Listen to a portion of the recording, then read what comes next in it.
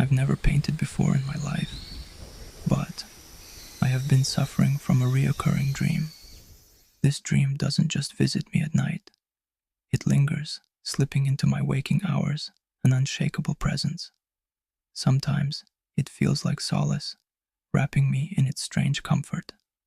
Other times, it gnaws at me, leaving an uneasiness I can't explain. The dream begins with me adrift in a canoe on a vast blue river.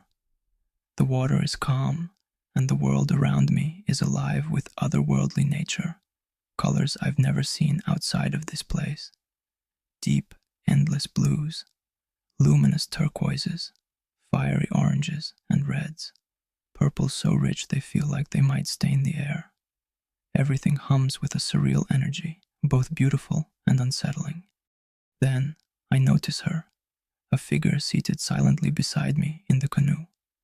She's shrouded in a dark cloak, her face skeletal, a hollow mask of bone. Slowly, she extends her long, bony fingers toward me. Her mouth moves, trying to form words, but every time she begins to speak, the wind rises. The leaves tremble, the tall grass hisses, and the landscape comes alive with a chorus that drowns her voice. I strain to hear, but the message is lost in the whirlwind. And then I wake. Night after night, the dream returned. I became obsessed, trying to decode its meaning. But how do you explain something like this? How do you share the weight of a vision that feels so personal, so consuming? It wasn't just a dream. It was something more, something sacred and fleeting, something I needed to hold on to before it slipped away forever. A photograph wouldn't capture it. Words couldn't contain it. The details, the feeling, they were too vast, too intricate. So I decided to paint.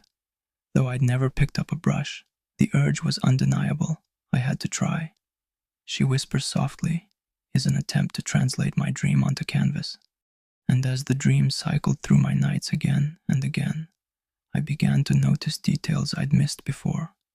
The deeper I went, the more it revealed. Until, one night, everything changed. The dream returned, as vivid as ever.